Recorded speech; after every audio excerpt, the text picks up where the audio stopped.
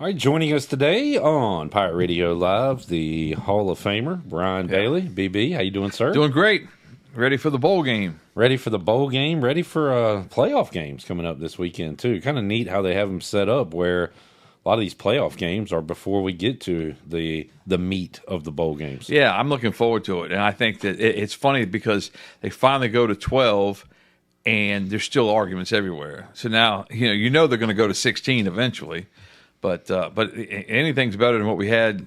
Growing up, it was there was no playoff. It was kind of like you vote for them, you vote for them. That's crazy, right? It was nuts. And then you had the 4-teamer for a long time. So went from nothing really to BCS to 4-team to where we are now, and we'll probably keep on expanding, like you said. We'll get to a couple of picks in those coming up later on, but a great edition of the Brian Bailey Show earlier today, where you talked to the executive director of the Military Bowl, and then went down memory lane. Yeah, that's always fun. The last time the Pirates and Pac met in a bowl game, of course, that was the Peach Bowl, and I heard from some Pirate greats today. Yeah, it was a lot of fun talking to those guys, and I've kept up with them through the years. I mean, they're just class guys. Robert Jones comes back so many times. He's just a really good friend. Jeff Blake.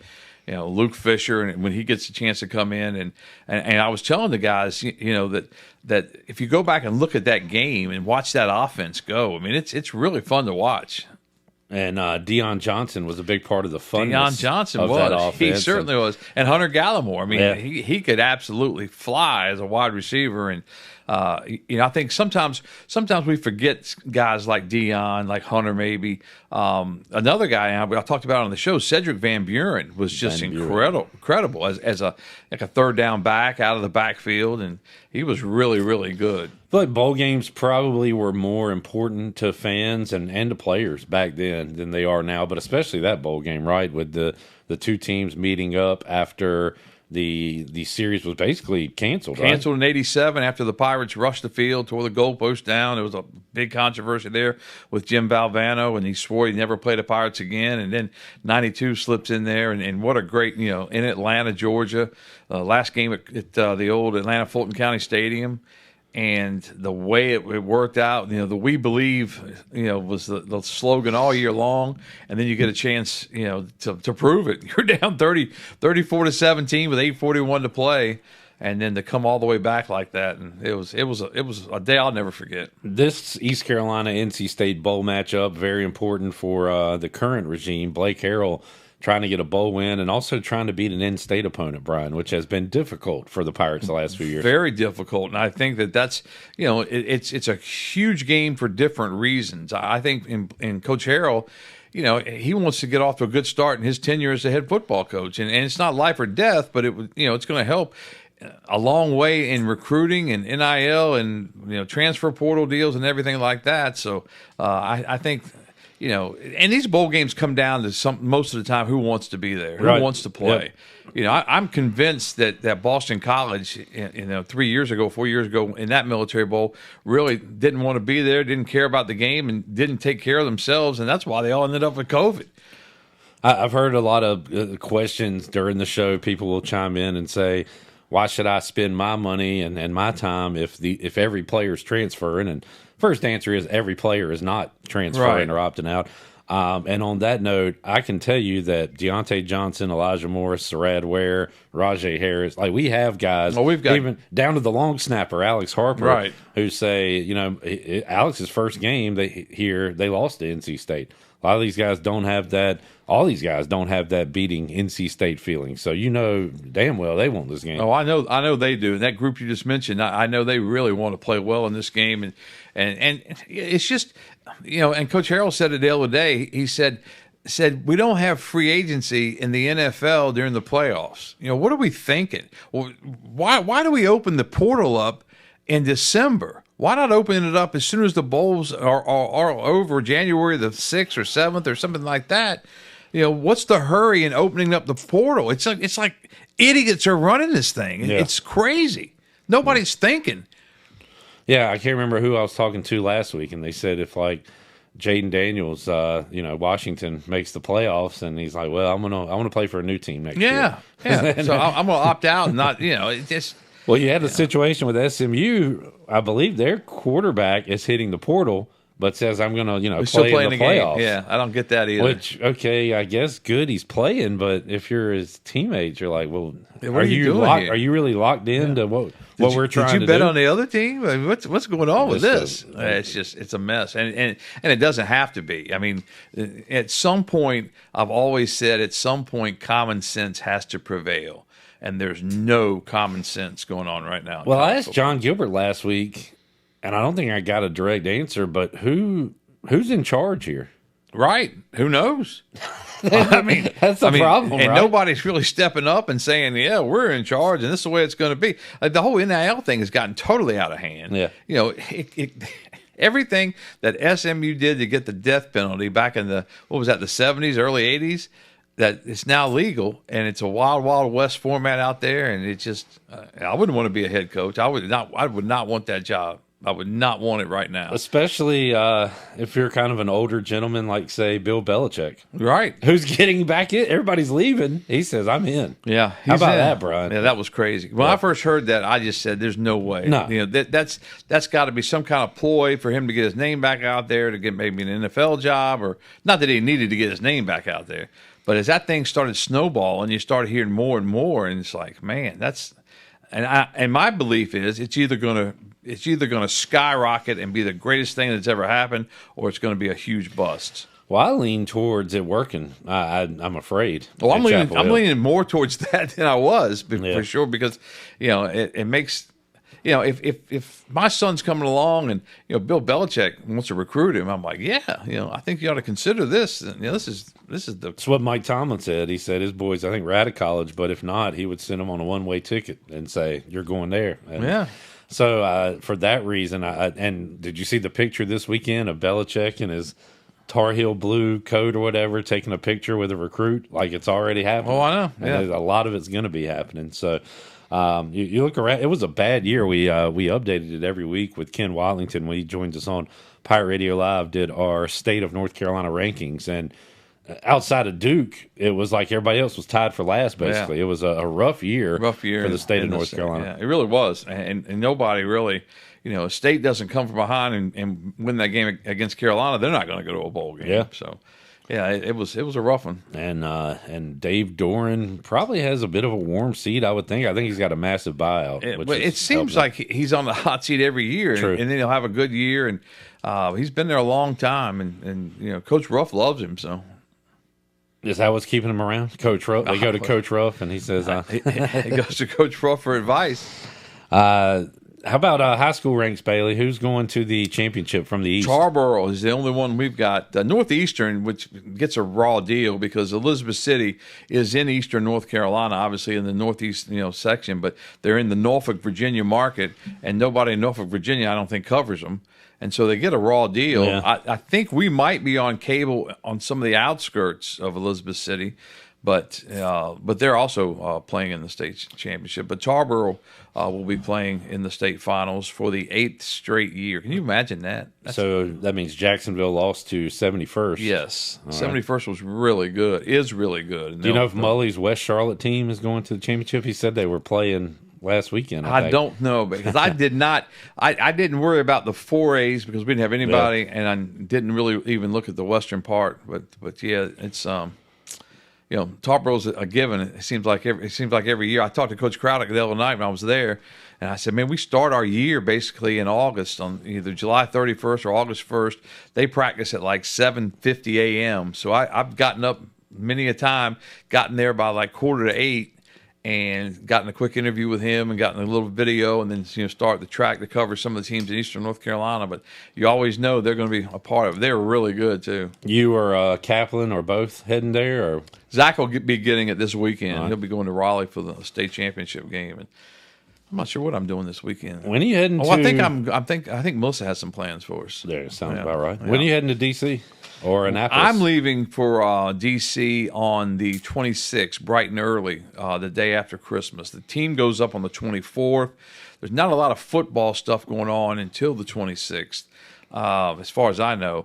But we're going to go up early on the 26th. We also have a show on the 27th at 5:30, a pregame show for the bowl game. So we're going to do a half-hour from 5:30 to 6. I think we're going to do it live, and I think we're going to do it from downtown Annapolis because apparently Steve Beck was saying today they get 5,000 or 10,000 people down there, so that's got to be a good site to get it to do it from. Let's, speaking of bowl games, pick a couple of bowl games. All It's right. 40 bowls in 14 days, brought to you by Tub Thumpers.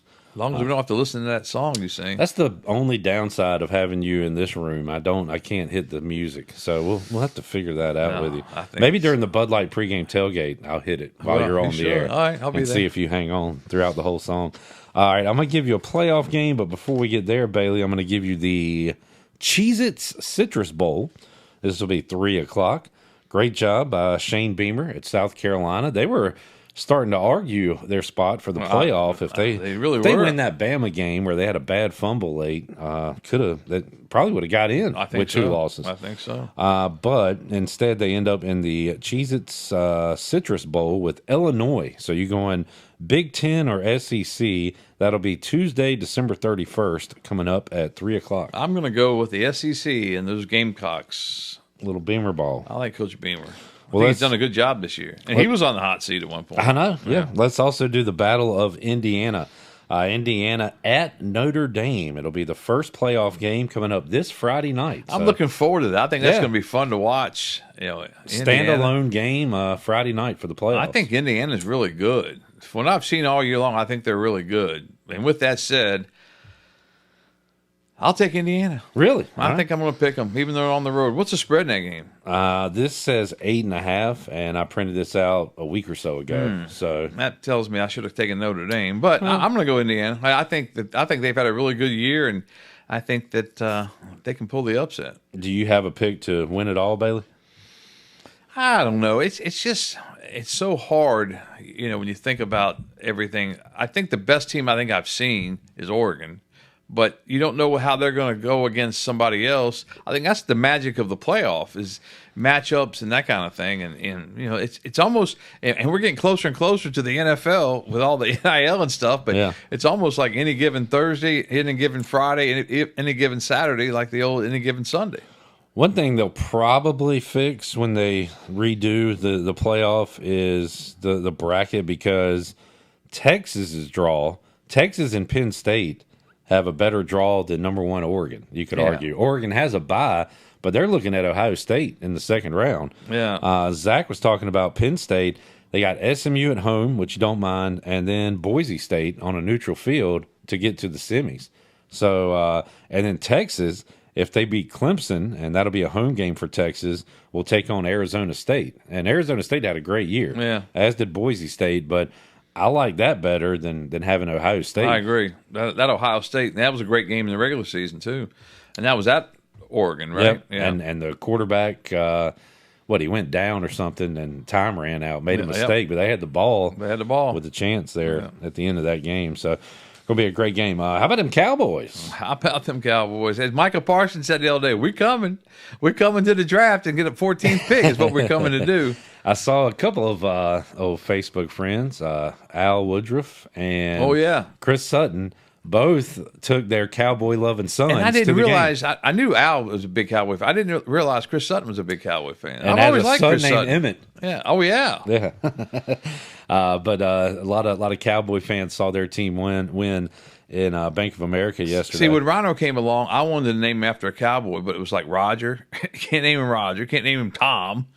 kind of basic name. Tony Dorsett, Yeah. Tony maybe, but So you went Ryan So we Sandberg, went Ryan Sandberg. Rhino. Coach O helped us out with that.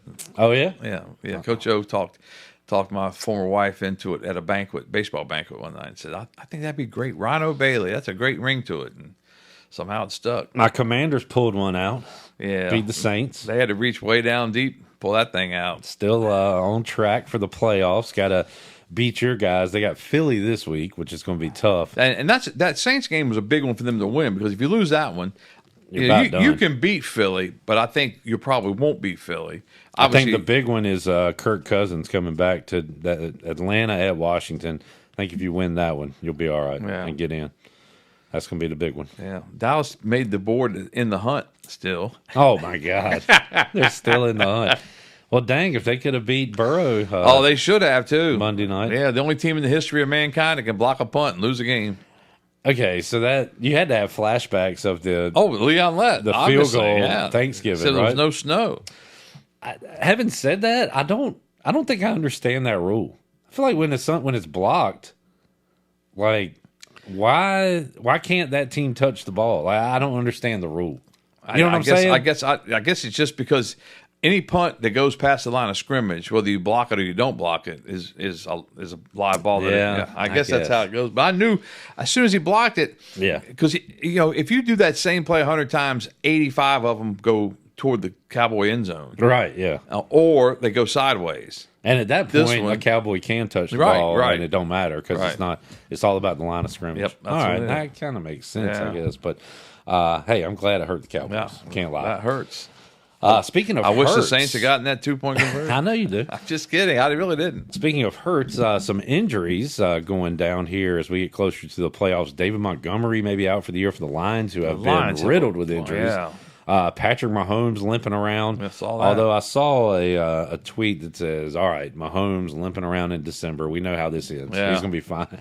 But got to watch these injuries here late in the year. Yeah, you do. And I've said it for years that you have to have a good, talented roster, and you can't have injuries, and you got to have a little luck. And that's just how the NFL is. And the Lions, I didn't realize how many injuries the Lions had. I saw a big list. The Cowboys have had just been decimated, and the rumor out there is that Mike McCarthy is going to get an extension. Oh, well, he deserves it. Yeah, you think so? Well, I think he's done some good things late. What I couldn't understand is when they didn't have that many injuries, why the team was so bad to start the year, and they were horrible. Yeah, I mean, you can't get blown out. You can't get blown out at home by anybody if you're a good team, and you get blown out at home by 3 or 4 teams, and you go 16 straight wins at home, and then it makes no sense. You lose to the Packers and get blown out in the playoffs, which should have never happened, and then you start getting blown out left and right. And the Cowboys beat a good Steelers team when they, Dak was still playing. They beat the Steelers. Sunday Night Football, right? Yeah, early in the year.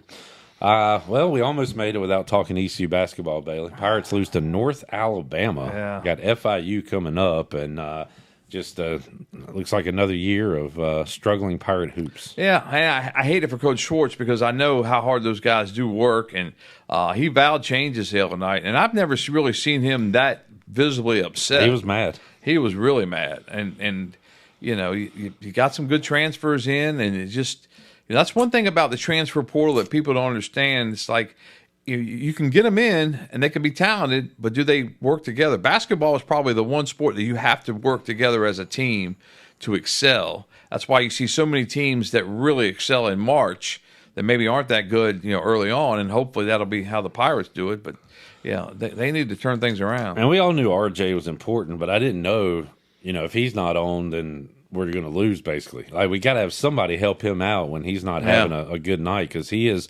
struggled of late. He has. And the team has struggled. It's been odd, too, the way, because the Mason game, I thought, was so much fun to watch, and to watch him just put the team on his back. Yeah. And he was just a warrior. And I thought, man, they're on their way, and they can get some other people to chip in.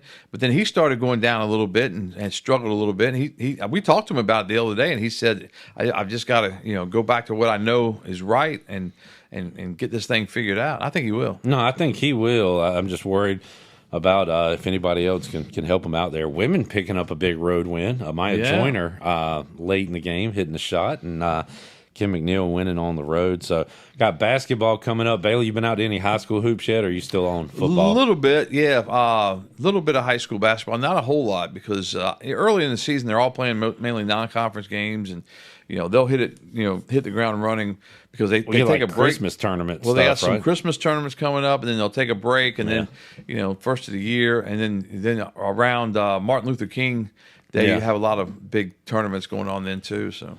All right, BB, good stuff. Well, we will no more Brian Bailey show until the new year. Yeah, how about that? And we will check in with you live from Annapolis. And we'll have our pirate preview for Papa John's Pirate Preview. That's part of the pregame show as well. So good deal. We'll get that thing figured out and get it to you, and it'll be fun. All right. Looking forward to it. Have a Merry Christmas. You too. Have a great Christmas. And we'll talk to you in Annapolis. Sounds good.